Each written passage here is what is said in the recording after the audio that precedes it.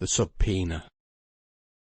And must it then depend on this poor eye and this unsteady hand, whether the bark that bears my all of treasured hope and love shall find a passage through these frowning rocks to some fair port where peace and safety smile, or whether it shall blindly dash against them and miserably sink?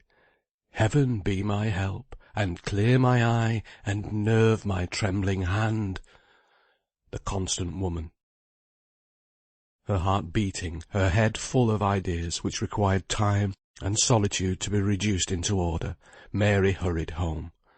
She was like one who finds a jewel of which he cannot all at once ascertain the value, but who hides his treasure until some quiet hour, when he may ponder over the capabilities its possession unfolds.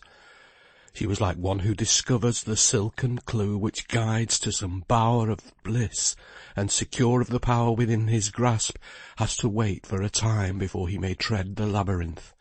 But no jewel, no bower of bliss was ever so precious to miser or lover as was the belief which now pervaded Mary's mind, that Jem's innocence might be proved, without involving any suspicion of that other, that dear one, so dear, although so criminal, on whose part in this cruel business she dared not dwell even in thought.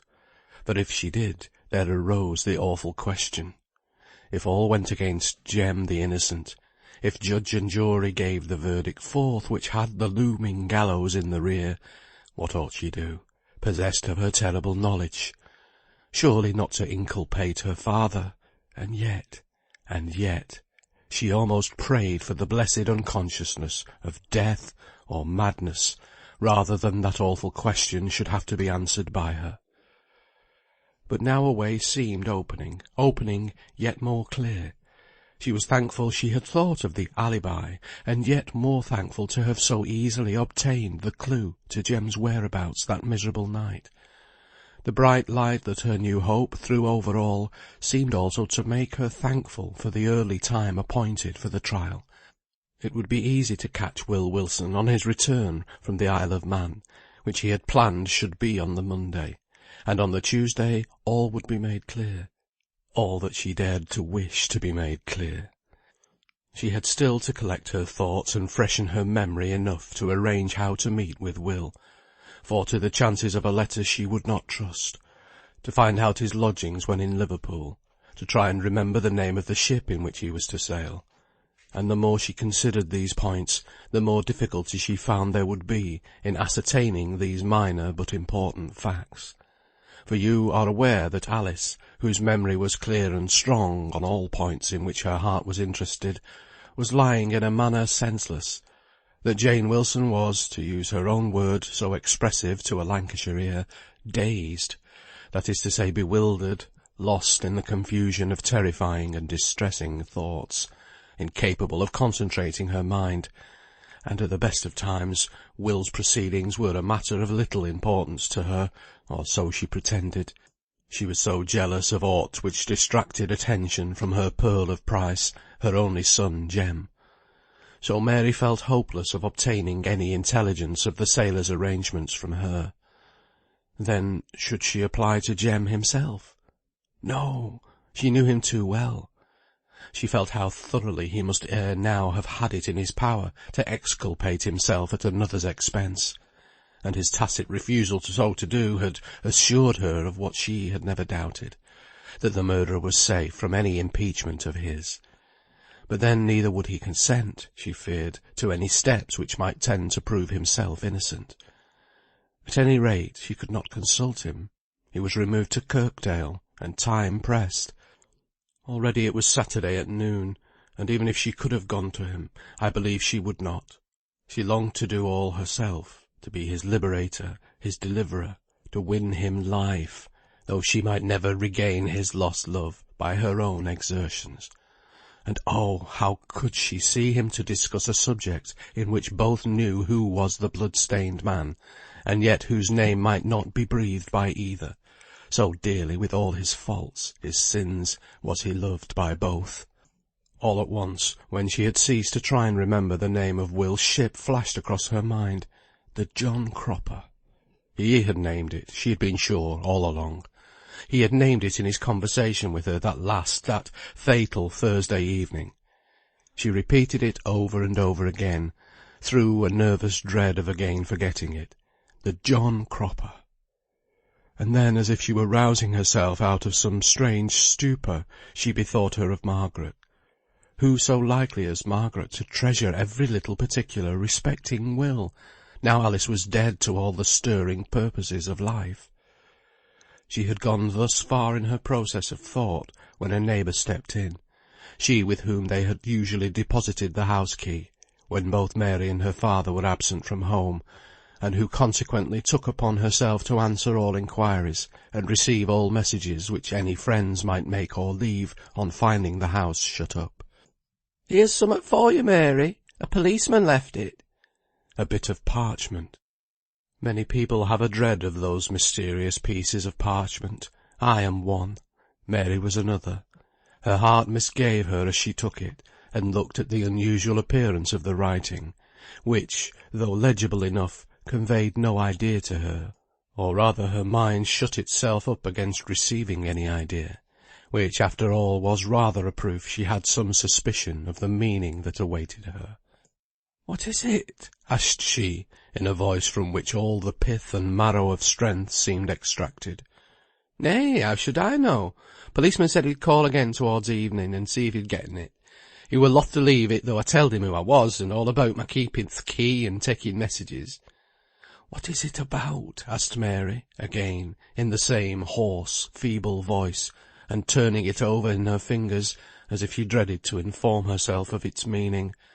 "Well, you can read word o' writing, and I cannot, so it's queer I should have to tell you.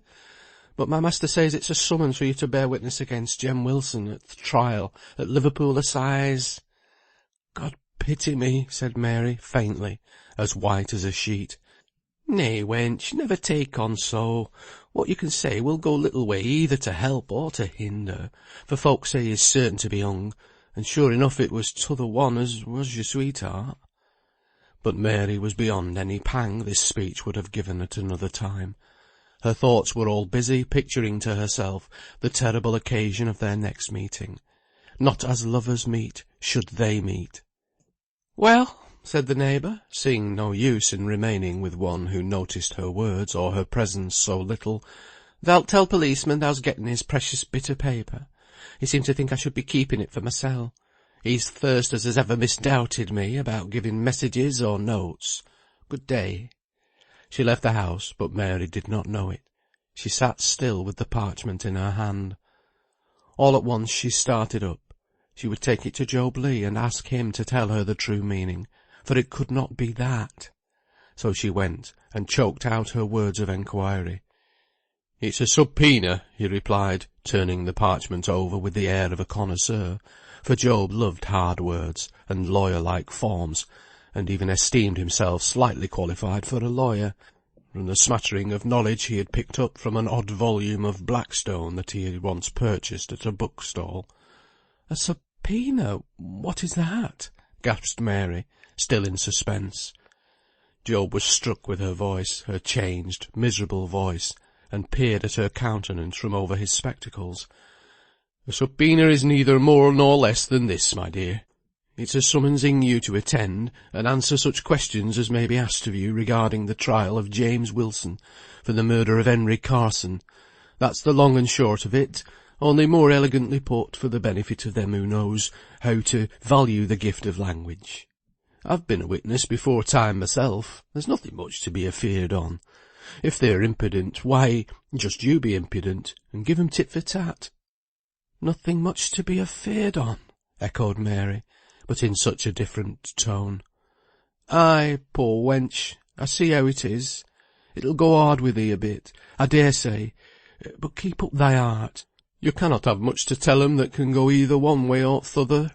Nay, maybe thou may do him a bit o' good, for when they set eyes on thee they'll see fast enough how he came to be so led away by jealousy, for thou'rt a pretty creature, Mary, and one look at thy face will let 'em into th' secret of a young man's madness, and make 'em more ready to pass it over." "Oh, Job, and won't you ever believe me when I tell you he's innocent? Indeed, and indeed I can prove it. He was with Will all that night. He was indeed. Job!" "My wench, whose word hast thou for that?" said Job, pityingly. "Why, his mother told me, and I'll get Will to bear witness to it. But oh, Job," bursting into tears, "it is hard if you won't believe me. How shall I clear him to strangers, when those who know him and ought to love him are so set against his being innocent?" "God knows I'm not against his being innocent," said Job, solemnly. "I'd give half my remaining days on earth. I'd give them all, Mary, and but for the love I bear to my poor blind girl, there'd be no great gift. If I could save him. You've thought me hard, Mary, but I'm not hard at bottom, and I'll help you if I can. That I will, right or wrong," he added, but in a low voice, and coughed the uncertain words away the moment afterwards. "Oh, Job, if you will help me!" exclaimed Mary, brightening up, though it was but a wintry gleam after all. "Tell me what to say when they question me. I shall be so gloppened, I shan't know what to answer." "Thou canst do nought better than tell the truth. Truth's best at all times, they say, and for sure it is when folk have to do with lawyers, for they're cute and cunning enough to get it out sooner or later, and it makes folk look like Tom Noddies when truth follows falsehood against their will." "But I don't know the truth. I can't say rightly what I mean, but I'm sure if I were pent up and stared at by hundreds of folk, and asked ever so simple a question, I should be for answering it wrong. If they asked me if I'd seen you on a Saturday, or a Tuesday, or any day, I should have clean forgotten all about it, and say the very thing I should not." "Well, well, don't go for to get such notions into your head. They're what they call narvous, and talking on 'em does no good. Here's Margaret, bless the wench. Look, Mary, how well she guides herself." Job fell to watching his granddaughter, as with balancing, measured steps, timed almost as if to music, she made her way across the street. Mary shrank as if from a cold blast. Shrank from Margaret. The blind girl, with her reserve, her silence, seemed to be a severe judge. She, listening, would be such a check to the trusting earnestness of confidence, which was beginning to unlock the sympathy of Job. Mary knew herself to blame, felt her errors in every fibre of her heart, but yet she would have rather have had them spoken about, even in terms of severest censure, than have been treated in the icy manner in which Margaret had received her that morning. "Here's Mary," said Job, almost as if he wished to propitiate his granddaughter. "Come to take a bit of dinner with us, for I'll warrant she's never thought of cooking any for herself to-day, and she looks as wan and pale as a ghost." It was calling out the feeling of hospitality, so strong and warm in most of those who have little to offer, but whose heart goes eagerly and kindly with that little. Margaret came towards Mary with a welcoming gesture, and a kinder manner by far than she had used in the morning. "Nay, Mary, thou know'st thou's getten nought at home," urged Job. And Mary, faint and weary, and with a heart too aching full of other matters to be pertinacious in this, withdrew her refusal. They ate their dinner quietly, for to all it was an effort to speak, and after one or two attempts they had subsided into silence. When the meal was ended, Job began again on the subject they all had at heart. "Yon poor lad at Kirkdale will want a lawyer to see they don't put on him, but do him justice. Hast thought of that?" Mary had not, and felt sure his mother had not. Margaret confirmed this last supposition. "I've but just been there, and poor Jane is like one dateless. So many griefs come on her at once. One time she seems to make sure she'll be hung, and if I took her in that way, she flew out, poor body, and said that in spite of what folk said, there were them as could and would prove him guiltless. So I never knew where to have her. The only thing she was constant in was declaring him innocent."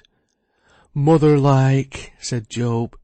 "She meant Will when she spoke of them that could prove him innocent. He was with Will on Thursday night, walking a part of the way with him to Liverpool. Now the thing is to lay hold on Will, and get him to prove this." So spoke Mary, calm from the earnestness of her purpose. "Don't build too much on it, my dear," said Job. "I do build on it," replied Mary, "because I know it's the truth, and I mean to try and prove it, come what may. Nothing you can say will daunt me, Job, so don't you go and try. You may help, but you cannot hinder me doing what I'm resolved on." They respected her firmness of determination, and Job almost gave in to her belief when he saw how steadfastly she was acting upon it. Oh, surest way of conversion to our faith, whatever it may be, regarding either small things or great, when it is beheld as the actuating principle from which we never swerve, when it is seen that, instead of overmuch profession, it is worked into the life, and moves every action. Mary gained courage as she instinctively felt she had made way with one at least of her companions.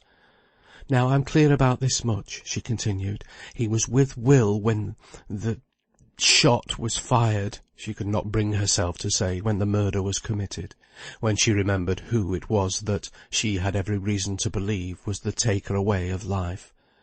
"Will can prove this. I must find Will. He wasn't to sail till Tuesday. There's time enough.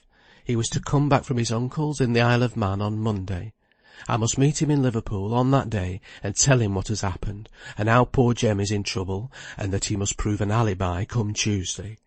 All this I can and will do, though perhaps I don't clearly know how, just at present. But surely God will help me. When I know I'm doing right, I will have no fear, but put my trust in him, for I am acting for the innocent and good, and not for my own self, who have done so wrong. I have no fear when I think of Jem, who is so good." She stopped, oppressed with the fullness of her heart. Margaret began to love her again, to see in her the same sweet, faulty, impulsive, lovable creature she had known in the former Mary Barton, but with more of dignity, self-reliance, and purpose. Mary spoke again. "Now I know the name of Will's vessel, the John Cropper, and I know that she's bound to America. That is something to know. But I forget if I ever heard where he lodges in Liverpool. He spoke of his landlady as a good, trustworthy woman, but if he named her name it has slipped my memory. Can you help me, Margaret?" She appealed to her friend calmly and openly, as if perfectly aware of and recognising the unspoken tie which bound her and Will together.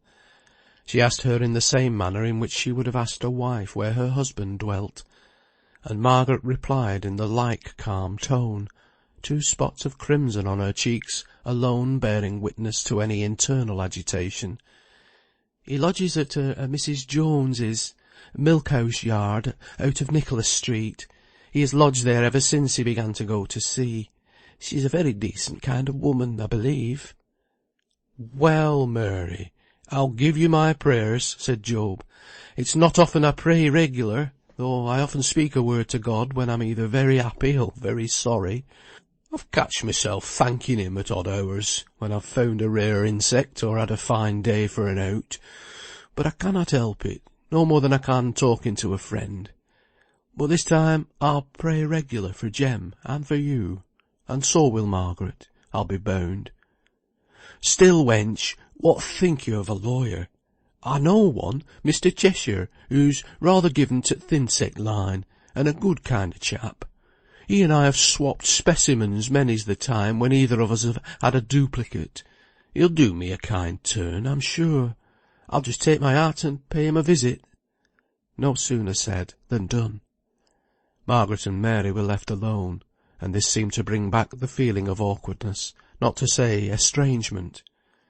But Mary, excited to an unusual pitch of courage, was the first to break silence. "Oh, Margaret," said she, I feel how wrong you think I have acted. You cannot think me worse than I think myself, now my eyes are opened."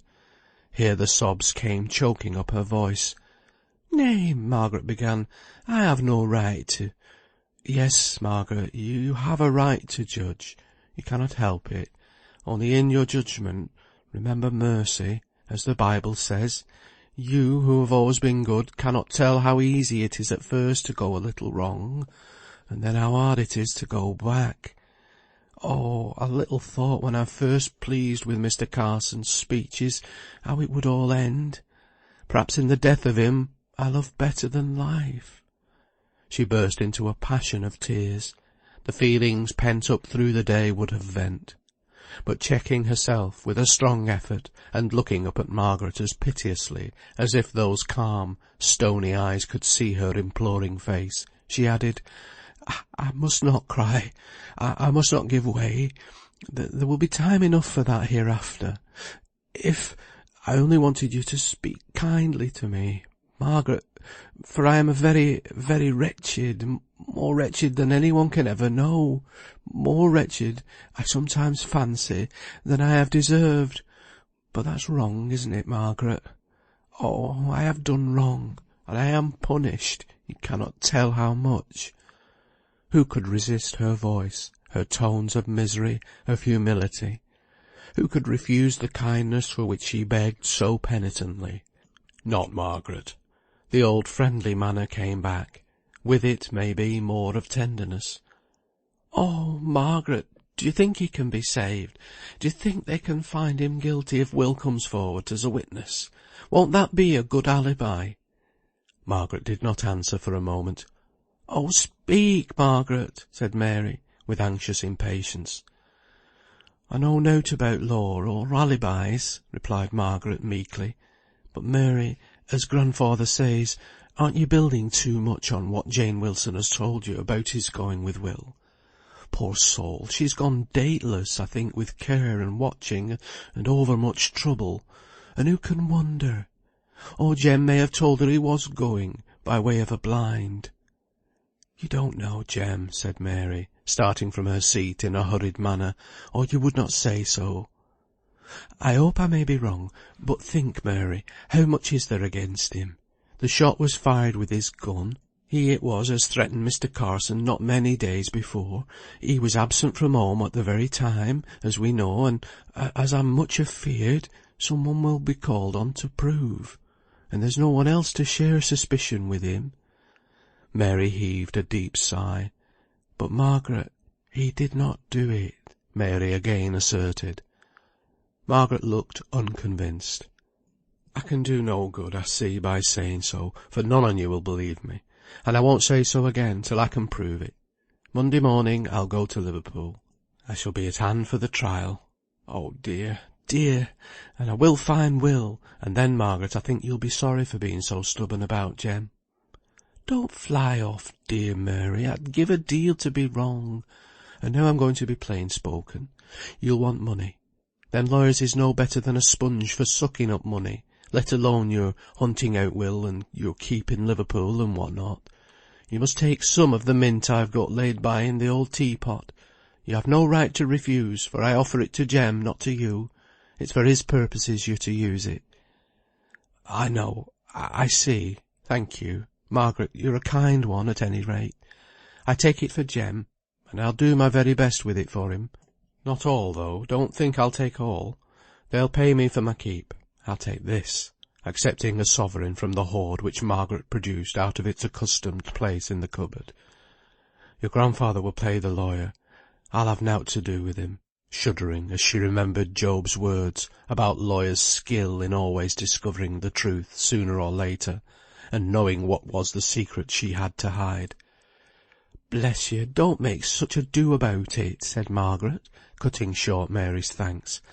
"I sometimes think there's two sides to the commandment, and that we may say, 'Let others do unto you as you would do unto them,' for pride often prevents our giving others a great deal of pleasure, in not letting them be kind, when their hearts are longing to help, when we ourselves should wish to do just the same, if we were in their place. Oh, how often I've been hurt by being coldly told by persons not to trouble myself about their care or sorrow, when I saw them in great grief, and wanted to be of comfort. Our Lord Jesus was not above letting folk minister to him, for he knew how happy it makes one to do out for another. It's the happiest work on earth." Mary had been too much engrossed by watching what was passing in the street to attend very closely to that which Margaret was saying. From her seat she could see out of the window pretty plainly, and she caught sight of a gentleman walking alongside of Job. evidently in earnest conversation with him, and looking keen and penetrating enough to be a lawyer. Job was laying down something to be attended to, she could see, by his uplifted forefinger and his whole gesture. Then he pointed and nodded across the street to his own house, as if inducing his companion to come in. Mary dreaded lest he should, and she be subjected to a closer cross-examination than she had hitherto undergone, as to why she was so certain that Jem was innocent. She feared he was coming. He stepped a little towards the spot. No, it was only to make way for a child tottering along, whom Mary had overlooked. Now Job took him by the button, so earnestly familiar had he grown. The gentleman looked fidging fain to be gone, but submitted in a manner that made Mary like him in spite of his profession. Then came a volley of last words, answered by briefest nods and monosyllables, and then the stranger went off with redoubled quickness of pace, and Job crossed the street with a little satisfied air of importance on his kindly face. "Well, Mary," said he, on entering, "I've seen the lawyer. Not Mr. Cheshire, though. Trials for murder, it seems, are not his line of business. But he gived me a note to another attorney, a fine fellow enough, only too much of a talker. I could hardly get a word in, he cut me so short. However, I've just been going over the principal points again to him. Maybe you saw us. I wanted him just to come over and speak to you himself, Mary, but he was pressed for time, and he said your evidence would not be much either here or there. He's going to the Sizes first train on Monday morning, and we'll see Jem and hear the ins and outs from him, and he's gived me his address, Mary, and you and Will are to call on him. Will special, on Monday at 2 o'clock. Thou'rt taking it in, Mary? Thou'rt to call on him in Liverpool at 2 Monday afternoon?" Job had reason to doubt if she fully understood him, for all this minuteness of detail, these satisfactory arrangements, as he considered them, only seemed to bring the circumstances in which she was placed more vividly home to Mary. They convinced her that it was real, and not all a dream, as she had sunk into fancying it for a few minutes, while sitting in the old accustomed place, her body enjoying the rest, and her frame sustained by food, and listening to Margaret's calm voice. The gentleman she had just beheld would see and question Jem in a few hours, and what would be the result? Monday, that was the day after tomorrow, and on Tuesday, life and death would be tremendous realities to her lover, or else death would be an awful certainty to her father. No wonder Job went over his main points again. "Monday, at 2 o'clock, mind, and here's his card, Mr. Bridgenorth, 41 Renshaw Street, Liverpool. He'll be lodging there." Job ceased talking, and the silence roused Mary up to thank him. "You're very kind, Job, very. You and Margaret won't desert me, come what will." "Pooh, pooh, wench, don't lose heart, just as I'm beginning to get it. He seems to think a deal on Will's evidence. You're sure, girls, you're under no mistake about Will?" "I'm sure," said Mary. "He went straight from here, purposing to go see his uncle at the Isle of Man, and be back Sunday night, ready for the ship sailing on Tuesday." "So am I," said Margaret, "and the ship's name was the John Cropper, and he lodged where I told Mary before. Have you got it down, Mary?" Mary wrote it on the back of Mr. Bridgenorth's card. "He was not over willing to go," said she, as she wrote, "for he knew little about his uncle, and said he didn't care if he never knowed more, but he said kinsfolk was kinsfolk, and promises was promises, so he'd go for a day or so, and then it would be over." Margaret had to go and practise some singing in town, so, though loth to depart and be alone, Mary bade her friends good-bye. End of chapter 23. Read by Tony Foster.